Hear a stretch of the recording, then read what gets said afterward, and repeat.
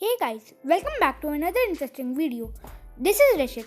In today's test video, I am going to show you a very good trick. If you are an aggressive player, this trick is for you. For this trick, you have to play as black. So let's begin.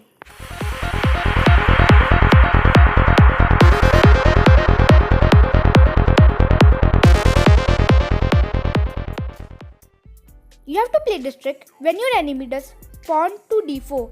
In response, you will do pawn to e5. This opening is called Englund Gambit. It is a really risky opening, so I would not recommend you using this trick in tournament. Most players do not know how to deal with this trick, and as they're getting a pawn for free in the starting, so they take the pawn. If white takes the pawn, you have to attack with your knight. If white defends, which is another knight, then we will attack it again with our queen. Now we have two pieces attacking his pawn, so he would have to defend his pawn with his bishop. In the next move, you are going to give a shock to your opponent. You are just going to check your opponent using your queen. If white would defend his king, he will lose his bishop, and if he will defend his bishop, he will lose his pawn. An ideal response from white would be putting his queen ahead. In this way, he is protecting his bishop and also blocking the check. Now over here, what you have to do is capture this pawn and attack his rook. To defend his rook, he has the only option to move the queen to c3. In this position, his rook is also protected and his queen is also protected with his knight. But in this position, we are going to give him a shock. We will move bishop to b4 and fork his queen. Now he cannot move his queen, so he would have to bid his queen bye. Now going back in time, if your opponent is intelligent and he protects his king with his bishop, in this case as well, we have to capture that pawn with our queen again. Now we have reached the critical position of this game. In this position, white will either be successful in its game or either he will fall in our trap. At this time, we are attacking his rook, so 90% of the players will defend his rook by moving his bishop over here. By doing this, he is protecting his rook, also attacking our queen. But now we are again going to give him a very big shock. We are going to move our bishop to b4. Now he can't capture our queen because his bishop has been pinned. If he captures your bishop, you will recapture with your knight. Right now, his pawn is being double attacked, as well as he is going to get a fork on his king and his rook.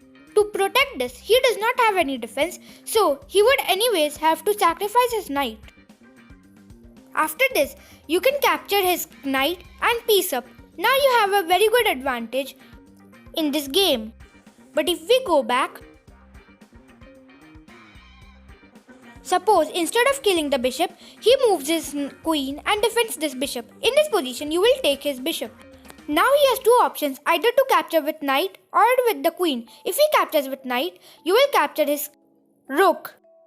If he captures with queen, thinking that he protected his rook and even his queen is protected, then we will give him a very big shock. We will move over here and black wins as white is checkmated.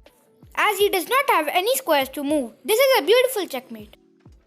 Now we will see the way for white to prevent this checkmate and win this game. So for that, let us flip the board and then review this position again. Now you do not have to do the mistake which 90% of the white players do. Instead, you have to move your knight over here. In this position, whatever black does, white is going to get the advantage. There are three common replies for black to do. First reply is move his bishop and attack his knight. In this position, you have to move your rook and attack his queen. If black removes his queen, you have to attack his bishop with your knight, triple attacking it, and in the next chance, forking it. So, if he would anyways have to capture your bishop, and in response, you will capture his bishop again. Now, to defend the fork, he would have to move his king over here. But in the next move, you will move queen g5 check. And you can see that you have a lot of attacking options for the king, and so you can easily win this game. Now going back in time, let's see the second most common reply from black. So over here, in this situation, what black can do is move his knight over here, attacking our pawn. Then you can easily defend with your knight, and in the next move, the black queen will get an attack. So the third most common reply from black can be escaping back to b6. In this position, you have to move your knight to over here, attacking his queen. If you move this queen, you will just take his pawn and fork his king and rook. If you will defend his king, you will take his rook. This was the way to break the Englund Gambit. If you like the video, please like the video, share and subscribe. Thank you for watching.